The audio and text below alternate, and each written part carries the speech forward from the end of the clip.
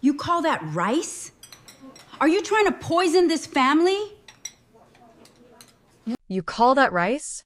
Are you trying to poison this family? Kang Suk-ja's voice cut through the kitchen before Amara had even set the pot down on the table. The rice was slightly firmer than usual, nothing more, a 5-minute miscalculation on a stove she had used 10,000 times before. But Suk-ja shoved her spoon into the bowl, tasted it once, and pushed it away as though it had personally insulted her ancestors. I don't know why I expect anything better, Suk-ja said, loud enough for the whole table to hear, loud enough for the windows to hear. 15 years in this house, and she still cannot cook rice properly. 15 years. Juno's sister Ji-woo laughed into her hand, not bothering to hide it. Maybe it's cultural, she said. Maybe where she's from, they don't care as much about texture. Where she's from, they eat with their hands, I've heard, Minasio added, and the two sisters exchanged a look that said this was an old, comfortable joke between them, one they had rehearsed 100 times in one form or another. Amara stood at the head of the table with the serving spoon still in her hand, waiting, the way she always waited, for someone, anyone, to say something in her defense. Juno kept his eyes on his own bowl and said nothing. He had said nothing for so many years now that his silence had stopped feeling like an absence and started feeling like its own kind of participation. I'll make another pot, Amara said quietly. Don't bother, Suk-ja snapped.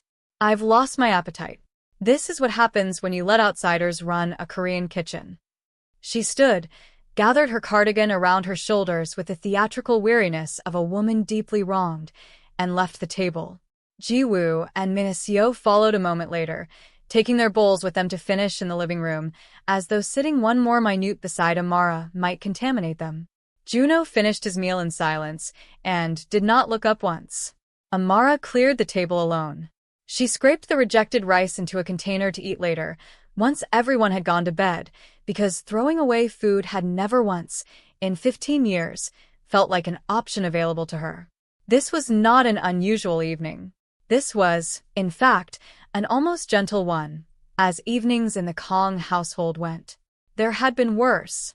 There had been the night Suk-ja discovered a stain on the good tablecloth and accused Amara, in front of visiting relatives, of never having learned proper housekeeping in whatever village she had come from, despite the fact that Amara had grown up 30 minutes from this very house, in an apartment 2 subway stops away.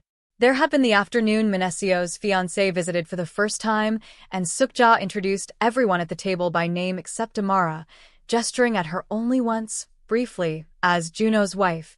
She helps around the house, as though 15 years of marriage had reduced her to a job title.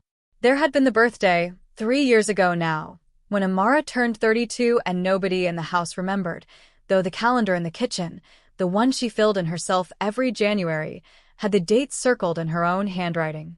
What made tonight different, if anything did, was that afterward, once the kitchen was clean and the lights in the rest of the house had gone dark, Amara sat alone at the table with her container of rejected rice and allowed herself, for just a few minutes, to stop holding her face together the way she held it together for everyone else all day. They will not even let you eat in peace. The voice came from the doorway. Amara looked up, startled, and found Kang Yeong-su standing there in his sleeping robe, leaning slightly on his cane, watching her with an expression that held none of the coldness she had grown so used to bracing for in this house.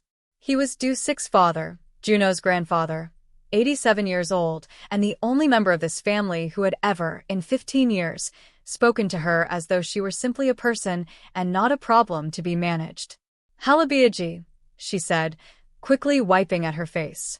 "I didn't hear you come down. Do you need something?" "Tea." "I need nothing," he said, lowering himself slowly into the chair across from her. "Sit. Eat your rice. It smells fine to me." She almost laughed, a small broken sound more than an actual laugh, and did as he said. For a while, the old man simply watched her eat, saying nothing, the silence between them entirely unlike the silences she endured with the rest of the family. This one did not feel like an accusation. "You have been in this house 15 years, he said finally, "and in 15 years, I do not think anyone has once asked you how you are actually doing. Not how the house is doing. Not how dinner is coming along. You. How are you, Amara? Nobody else had called her by her name in longer than she could remember. In this house she was that woman, or Juno's wife, or on kinder days, simply her. Hearing her own name spoken gently, by someone who seemed to actually want an answer, undid something in her chest that she had spent years carefully keeping shut. I'm tired, Halabiaji, she admitted, because it was easier to say to him than to anyone else, and because some part of her sensed he would not use it against her later. I'm tired in a way that sleeping doesn't fix. Yes, he said simply, as though this were the most reasonable answer in the world. I imagine you are. I try not to complain. Complaining doesn't change anything in this house. No, he agreed. It doesn't. Sukja has been like this since she was a young bride herself, believe it or not. Somebody was cruel to her once a long time ago, and she has spent every year since deciding that cruelty is simply how a household is run. It is not an excuse. It is only an explanation, and a poor one. He tapped his cane once against the floor, thoughtfully. But you did not marry her. You married my grandson. And you have given this family 15 years of your life without once asking what you were owed in return. I have watched you do it. I am an old man. I have very little else to do these days but watch. Amara set down her spoon. What was I supposed to do? Leave. I am not telling you what you were supposed to do 15 years ago, Yeong-su said. I am asking what you intend to do with the years you have left. You are still young, Amara. Fourth, is it? 38, she said, and something about the fact that he had guessed wrong but had still thought about her age at all, made her throat tighten. 38, he repeated. A child, really, to a man my age. You have decades ahead of you. Tell me honestly. If nobody in this house needed you tomorrow, if the cooking and the accounts and the errands simply vanished, what would you actually want for yourself? Not for this family. For you. She hadn't been asked that question by anyone in so long that she genuinely had to sit with it, turning it over, testing whether an honest answer even still existed inside her, or whether 15 years of service had scoured it out entirely. I used to want to open a restaurant, she said slowly. Before all this. Something small. My own recipes, the food I grew up eating mixed with what I've learned here. I used to think about it all the time when I first came to this country. I haven't thought about it in years. Then think about it again, the old man said, with a firmness that surprised her. You are allowed to want things, Amara. Do you understand me? You are allowed to chase your own happiness, even in a house like this one. Even after everything they have made you swallow. Do not wait for their permission. You will be waiting until you are my age, and by then it will be too late to matter. She wanted to ask him why he had never said any of this before. In all the years she had known him, he had been kind to her, but he hadn't said something like this before. But she suspected she already understood the answer. He was an old man in an old man's house, quieter and more powerless in this family's daily operations than he let on, and perhaps he had needed 15 years to work up the courage to say something his own son and daughter-in-law would not have wanted said. Thank you, Halabiaji, she said, and meant it more than she had meant anything in a long while. Don't thank me, he said, pushing himself up from the chair with some effort. Just don't waste the years. That is all I ask. Now help an old man back up the stairs. My knees are not what they were, and Sukja will complain for a week if I fall in the hallway and inconvenience her sleep. She laughed for real this time, and it felt strange in her chest, like a muscle she had forgotten she still had. That conversation became, without either of them fully naming it as such, a kind of ritual between them. Once or twice a week, after the house had gone quiet and the rest of the family had retreated into their private rooms and private grievances, Yeong-su would find his way to the kitchen, or Amara would find an excuse to bring him his evening tea in the small side room where he kept his books, and they would talk. He asked about her parents, whom she rarely mentioned to anyone else in the house, about the small apartment near Hongdae where she had grown up, about the particular loneliness of being a child who belonged fully to neither of two countries. He never once made her feel foreign for any of it. If anything, he seemed endlessly curious, the way a person becomes curious about something they suspect they have misunderstood for most of their life. It was only slowly, over these quiet evening conversations, that the fuller shape of Amara's story came out, the parts of her history that the rest of the Kong family had never once bothered to ask about in 15 years of shared meals. She told him about being 10 years old and stepping off a plane into a Seoul winter so cold it had felt like a physical assault, her father's new job transfer the reason for the move, her mother crying quietly into a scarf on the taxi ride from the airport, already homesick for a country they had not even fully left yet.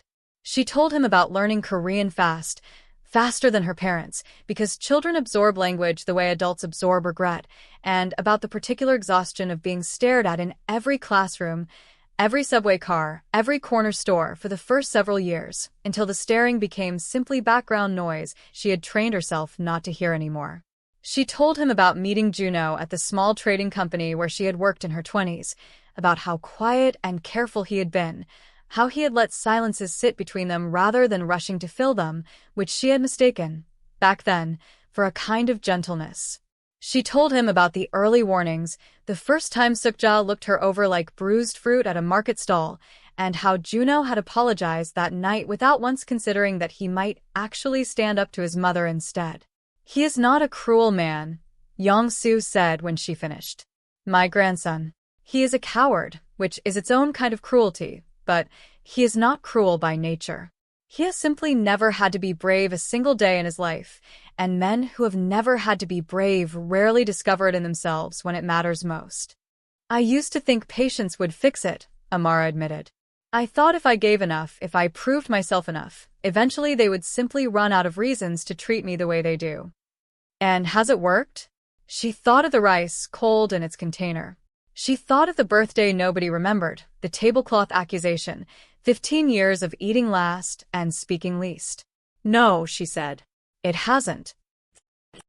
"Then perhaps," the old man said gently, "it is time to stop waiting for them to change and start deciding what you are going to do instead. What do you think Amara should do? Should she stay and fight for her place and respect, or should she leave with what dignity she has left? Let us know in the comments what you think should be her next move. Please like, subscribe, and turn on post notifications." She did not tell him, not yet, about the money.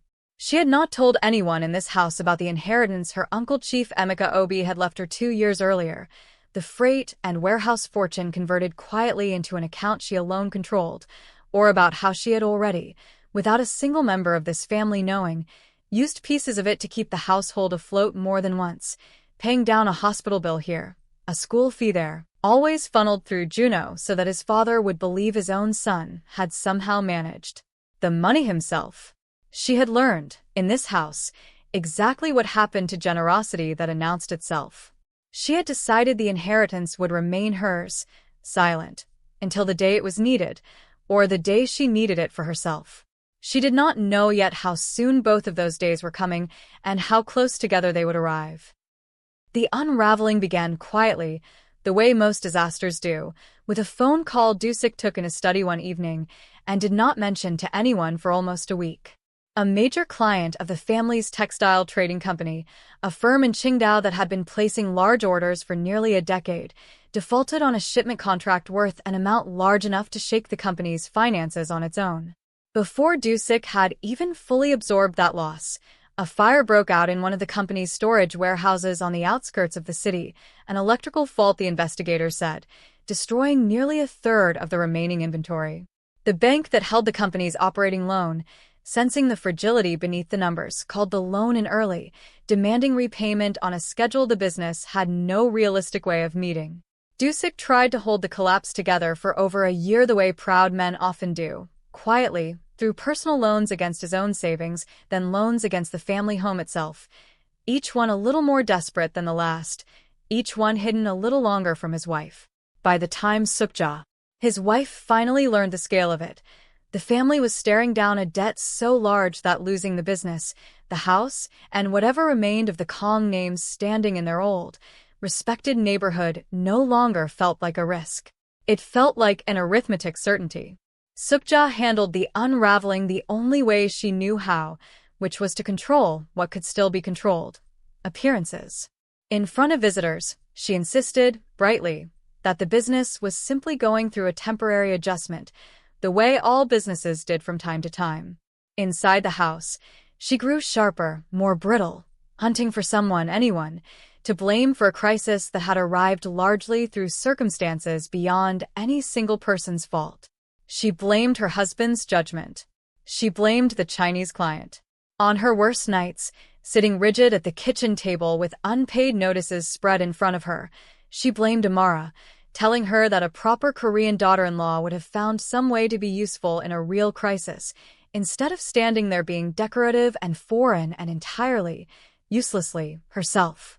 Amara absorbed the accusation the way she had absorbed 1,000 smaller ones before it, and said nothing, though something in her had already begun to shift, quietly, ever since that first evening at the kitchen table with a bowl of rejected rice and an old man who had asked her, simply, how she was doing.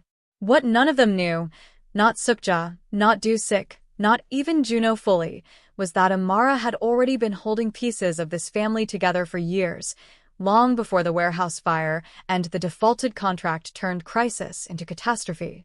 Juno had lost his position at the trading company nearly 4 years earlier, laid off in a round of cuts he had never found the courage to mention to his mother, terrified of what it would mean in a household where a man's worth was measured almost entirely by his usefulness. He had come to Amara in private, ashamed, asking her to help him hide it, and she had agreed, because she loved him, because she believed, back then, that protecting his dignity was simply part of what a wife did. From that point on, her uncle's inheritance had quietly filled every gap the family never knew existed. She paid the household bills through an account Juno controlled, so the money always appeared to come from him. She covered Jiwoo's daughter's tutoring fees the year Jiwoo's husband's delivery business had a slow season, and Jiwoo had thanked Juno for his generosity, without ever once looking at Amara. She paid down 2 of Do-sik's earliest emergency loans against the family home, and Do-sik had wept with gratitude at his son's supposed resourcefulness, gripping Juno's shoulder in a rare display of paternal pride, while Amara stood 2 feet away, invisible, refilling teacups. She told herself, each time, that it did not matter who received the credit, as long as the family stayed afloat. It was only in the quiet evenings with Yeong-su, listening to him ask what she wanted for herself, that she began to understand how much that arrangement had cost her, not in money, but in something harder to name. The final blow to the business arrived on a Tuesday morning, when the bank's lawyers delivered formal notice that if a payment of 30 million won was not made within 60 days, foreclosure proceedings on the family home would begin, alongside a forced liquidation of what remained of the textile company's assets. Do-sik read the letter twice at the kitchen table, then a third time, as though the words might rearrange themselves into something survivable if he simply looked hard enough. Sukja, when she understood the number, began making calls, her voice climbing into a register Amara had never heard from her before, something closer to panic than pride. She called her brother first, a man who had always talked as though he were wealthier than he actually was, or maybe he simply didn't want to help, and who admitted, red-faced even over the phone, that he did not have anywhere close to that kind of money. She called her daughter Jiwoo's husband next, and it was during that call, overheard from the next room, that the truth about his cryptocurrency losses finally spilled into the open, an entire year's savings gambled away on a falling coin he had been certain would recover, hidden from his own wife until the family's crisis forced it into daylight. The fight that followed between Jiwoo and her husband could be heard through 2 closed doors and lasted well into the night. Minasio's fiancé, when called, apologized and explained that his own family's money was tied up in a property purchase they could not unwind in time to help. One by one, every possible source of rescue came back empty, until only one name remained unspoken at that kitchen table, a name everyone in the house had spent 15 years treating as an afterthought. It was Juno, finally, who broke first. Sitting across from his mother with the bank's letter still unfolded between them, he told her the truth he had protected for 4 years. He told her he had lost his job long ago, that the money which had quietly rescued this family from disaster more times than any of them realized had never come from him at all. It had come from Amara, from an inheritance left to her by an uncle in Nigeria she rarely spoke of, an inheritance she had used again and again to protect a family that had never once thanked her by name. Sukja's first reaction was not gratitude. It was something closer to humiliation, the color draining from her face as 15 years of casual cruelty rearranged themselves, all at once, into a debt she had never known she owed. Her second reaction, once the shock passed, was calculation, swift and familiar. She called for Amara to be brought into the room, and when Amara appeared in the doorway, Sukja's voice had already softened into the warm, careful register she reserved for guests and photographs, the voice that had fooled every visitor who ever sat at this table. "Amara," she said, folding her hands as though she were about to deliver a blessing rather than a request. "Family helps family. You have already been so generous. Surely you would not turn your back on us now, not when your husband's own niece and nephew stand to lose the only home they have ever known." Amara looked at her mother-in-law for a long moment before answering, and in that silence, an entire history seemed to pass between them. Rice rejected at a dinner table, a birthday nobody remembered, a stained tablecloth blamed on a village that did not exist. "I will think about it," she said finally, and went upstairs, and for the first time in 15 years, closed the bedroom door on the sound of the family discussing her worth as though she could not hear them through it. She did not cry that night over the money. The money had never been the hard part of any of this. She cried because of a sentence she had overheard 3 weeks earlier, long before the bank's letter had even arrived, drifting through the thin kitchen wall while she stood folding laundry on the other side. Sukja had been speaking to Jiwoo about the eventual division of whatever family property remained once the business trouble settled, and had said, quite plainly, in the same voice she used to discuss grocery lists, that whatever happened to the house, none of it would ever pass to Amara, because Amara was not blood, because a foreign wife could always be sent away, divorced, replaced, and family property could never be entrusted to someone who is not truly family. She had said it the same week Amara had spent an entire weekend nursing her through a bad flu, sitting up past midnight to check her fever, cooking broth from a recipe her own mother had taught her back when they still lived 30 minutes from this very house. Amara had said nothing then. She had simply folded the sentence away with all the others, telling herself, the way she always told herself, that it did not matter, that patience would eventually be its own reward. Sitting on her bed now, with the whole family's survival balanced once again on money they did not know she controlled, she finally let herself understand what that sentence had actually meant. In this house, she had never been valued for who she was. She had been valued for what she provided, and the instant there was nothing left to provide, or the instant providing was no longer necessary, she would be exactly what Sukja had already decided, in private, that she was a useful stranger, tolerated for her labor, excluded from anything that mattered once the labor was done. There was a soft knock at her door sometime near midnight. She opened it to find Yeong-su standing in the hallway, leaning on his cane, his face drawn with a tiredness that had nothing to do with the hour. "I heard," he said simply, and stepped inside without waiting to be invited, lowering himself into the chair by her window the way he had lowered himself into the kitchen chair so many times before. "My son's business. My daughter-in-law's calculations. All of it. They want me to save the house," Amara said. "I know what they want," Yeong-su said. "I am asking what you want." She told him everything then, all of it. The inheritance she had hidden for 2 years, the debts she had quietly erased, the sentence she had overheard through the kitchen wall about blood and property and being sent away. The old man listened without interrupting, his hands folded over the head of his cane, and when she finished, he was quiet for a long time. "I am ashamed," he said finally, "that it took a bank's letter and a dying business for this family to even learn your name belonged to something more than a kitchen. I am ashamed that I did not say anything sooner myself, in 15 years, though I suspect you already know why. A man my age becomes very good at staying quiet in his own house, and very bad at forgiving himself for it afterward. What should I do, Halabiaji?" "You already know what you should do," he said. "You have known for almost 2 years, since the night you sat at that table with cold rice and told me you were tired in a way sleep couldn't fix. I am not going to tell you to abandon this family to the bank because I do not think that is truly in your heart, and because 2 children in this family who have done nothing wrong deserve a home through no fault of their own. But I am telling you that whatever you decide to give them, it must be the last thing you give while asking for nothing in return.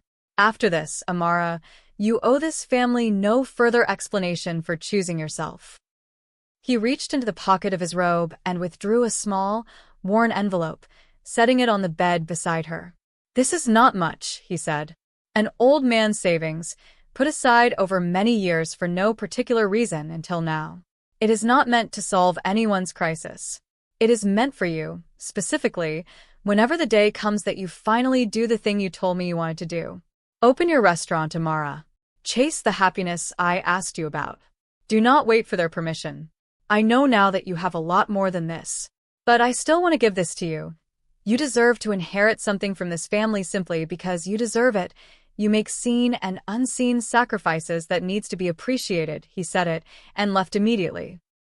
He was gone 6 weeks later, quietly, in his sleep, on a Sunday morning while the rest of the house was still deciding how to speak to one another after everything the crisis had exposed. Amara was the one who found him, and she was the one who sat with him longest afterward, in a house suddenly, strangely silent, before the rest of the family even fully understood what had happened. At the funeral, distant relatives she had never met approached her, one after another, to say how fond Halabiaji had always been of her, how he used to tell people, in his final years, that his grandson's wife had more patience and more quiet strength than the rest of his family combined. Sukja stood beside her at the service, dressed in mourning white, and said nothing at all, and Amara understood, watching her, that grief had not changed her, only quieted her temporarily. Amara paid the 30 million 3 days after the funeral, transferring the full amount without ceremony, without waiting to be asked again. She did it, she told herself, for Jiwoo's daughter and Minaseo's future children, for the home Yeong-su had lived and died in, and not for Sukja, who had never once, in 15 years, spoken her name without something sharp folded inside it. Then, calmly, in front of the entire family gathered once more at that same kitchen table, she told them it would be the last time. She told them that for 15 years she had given this family her mornings, her savings, her patience, and her silence, and had received in return insults dressed up as jokes, warmth that only ever appeared for guests and photographs, and a birthday nobody remembered, though she had circled the date in her own handwriting every January. She told Sukja she had heard the conversation through the kitchen wall, the one about blood and property, and wives who could always be sent away, and that she understood now, completely, exactly where she had always stood in this family, inheritance or no inheritance. She told them she would be moving out within the month, and that after tonight, she would not be paying for anything else, ever again, on this family's behalf. Juno tried to stop her, apologizing in the raw, halting way he did when he actually meant it, admitting that he had let his mother's cruelty go unanswered for years because confronting her had always felt harder than simply enduring it beside his wife in silence. Amara told him she believed, in his own limited way, that he loved her, but that love without protection was not enough to build another 15 years on. She reminded him gently that he had let her carry this family financially and emotionally for a decade and a half, and had never once, until forced to buy a bank's letter, asked what carrying all of it was doing to her. She moved into a small apartment in Mapogu with the help of Ariam, a friend from university who had watched this marriage unfold from a careful distance for years, quietly waiting for the day Amara would finally choose herself. Ariam did not ask questions on moving day. She simply showed up with a borrowed van, a roll of packing tape, and enough kimbap for both of them, and worked in comfortable silence beside Amara for 6 hours straight, carrying boxes up 3 flights of stairs because the building had no elevator, laughing when they got the second-hand sofa stuck sideways in the stairwell and had to tilt it at an angle neither of them thought was physically possible. By the time they collapsed onto the floor that evening, surrounded by half-unpacked boxes and the last 2 bottles of Macchiali, the apartment still smelled like fresh paint and cardboard, but it already felt more like hers than the penthouse ever had in 15 years. Ariam told her, that first week, that she was proud of her. She said it plainly, sitting cross-legged on the floor with a paper cup of macchiali in her hand, not as a compliment tucked inside a bigger conversation, not as something owed in exchange for anything Amara had done for her. Just 4 words, offered freely, because she meant them. Amara had heard herself thanked before, in this life, praised even, but always for what she provided, what she carried, what she made possible for other people. She had never once, in 15 years, been told she was proud of simply for choosing herself. She cried harder that night than she had at any point during the entire ordeal that preceded it, and Ariam did not try to fix it or rush her through it. She just moved closer, put an arm around her, and let her cry until there was nothing left to cry out.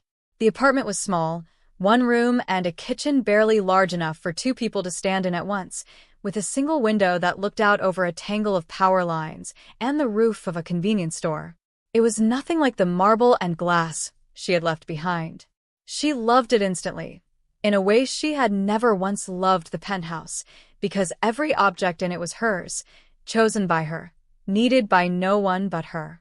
With what remained of her uncle's inheritance, and with the small worn envelope Yeong-su had pressed into her hands the night he told her to stop waiting for permission, Amara finally did the thing she had wanted to do since she was a teenager, helping her mother cook in their small apartment near Hongdae.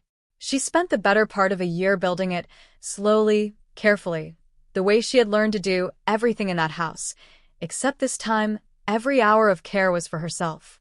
She scouted a dozen empty storefronts before she found the right one, a narrow space on a quiet Mapo side street with good afternoon light, and an old tiled floor she refused to let the contractor tear out, because she liked the idea of feet other than her own eventually wearing those tiles smooth.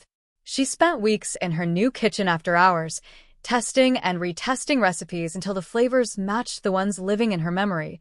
Jollof rice beside Korean short rib, egusi stew folded around perilla leaves instead of the bitter greens she'd grown up with, soya-spiced fried chicken she perfected only after her 4th attempt, the kind that would go on to sell out most weekends by early evening.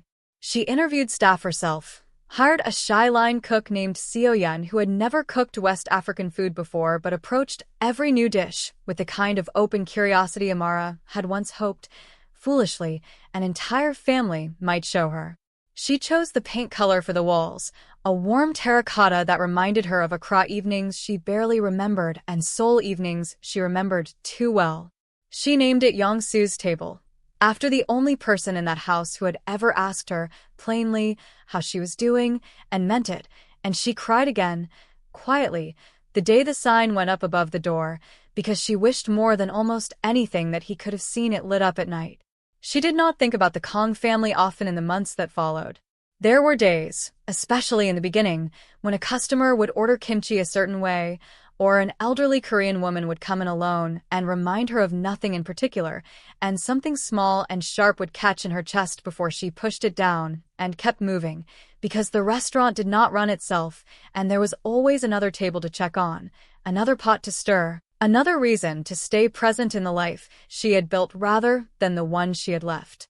She heard things anyway, occasionally, through mutual acquaintances who still moved in overlapping circles, the way small pieces of a life you've walked away from always seem to find you whether you ask for them or not. She heard that the house had been saved, that Do-sik had wound the failing business down entirely rather than attempt to rebuild it, choosing a smaller, quieter retirement than the one he'd always imagined for himself. She heard that Juno had eventually found steadier, humbler work than before, something in logistics that paid less and asked less of him and seemed, from what little she gathered, to suit him better than the life he'd spent years performing. She heard that Sukja told people, when asked, that her son's former wife had opened a lovely little restaurant in Mapo, said in the same practiced, photograph-ready warmth she had once used at weddings, the voice reserved for anyone who might be listening, as though 15 years and one dead father-in-law's final gift had taught her nothing at all about the difference between performing warmth and actually feeling it. 2 years after she left, Juno came to the restaurant alone, on a quiet weekday evening when the dinner rush had thinned to a handful of tables and the last of the golden hour light was slanting through the front window onto the old tiled floor. He sat near the back, ordered nothing at first, just waited, And when Amara came out from the kitchen and saw him there, some old, reflexive part of her braced itself before she remembered, almost with surprise, that she no longer had to. He asked if they could talk, and she untied her apron and sat across from him, the way she might sit across from any customer who needed something from her, except this time she understood exactly how much she was and was not willing to give. He told her the house had survived, that his father had grown smaller and more grateful in his old age, spending his days now in the garden rather than in boardrooms, a version of Dusik she had never once been permitted to see while she lived under his roof. He told her that his mother had never once, in 2 years, said a genuine word of thanks for the 15 years and the fortune Amara had quietly given this family, not once, not even after everything came out into the open, though he suspected, in her own rigid, closed-off way, that Sukja finally understood what she had lost, even if understanding and admitting were two very different things for a woman like her. He said it without excusing it, which was new, and Amara noticed the difference even if she did not say so out loud. Then he asked, carefully, quietly, the question she suspected he had been building toward since he sat down, whether there was any chance, ever, of the two of them finding their way back to something. Amara looked at him for a long moment, this man she had loved once, honestly, before she had learned to mistake being needed for being chosen. She told him, gently, that she had spent 15 years being needed by his family, cooking for them, paying for them, holding them together through crisis after crisis while remaining, in every way that mattered, invisible to them. She told him she had only recently learned, through one old man's kindness in the final months of his life, and through a friend who had shown up with a van and asked for nothing, and through a restaurant full of strangers who kept coming back not because they required anything from her, but because they simply enjoyed her company and her cooking, what it actually felt like to be wanted rather than merely used. She told him she wished him well, and she meant it, without bitterness, the way you can only mean something once you've fully let it go. She told him she hoped that someday, whatever life brought him next, he would learn to tell the difference between the two kinds of love as clearly as she finally had. She walked him to the door herself when he left, and stood for a moment in the doorway after he'd gone, watching the evening settle over the quiet Mapo Street, the warm light of her own sign glowing steadily above her head, before she turned back inside to the sound of Seo Yun calling that table 6 needed their check, and went back to the life that was, finally, entirely her own. If there is one thing Amara's story leaves behind, it is this: never confuse being needed for being loved. A family can depend on you completely, can build its entire stability on the quiet weight of your sacrifice, and still fail to see you as anyone worth cherishing. Being indispensable is not the same as being adored. It took Amara 15 years, one old man's kindness in a kitchen at midnight, and an inheritance from an uncle who barely knew her but loved her anyway, to finally understand the difference, and to walk toward a life where she would never again have to wonder which one she was receiving. If this story moved you, if you've ever given everything to people who only valued what you could provide rather than who you actually are, let us know in the comments. Subscribe for more stories like Amara's. Share this with someone who needs to hear this lesson today. And remember, you are allowed to choose a life where you are loved, not just needed. Tell us how you feel about the story in the comments. And check out our page for more stories like this.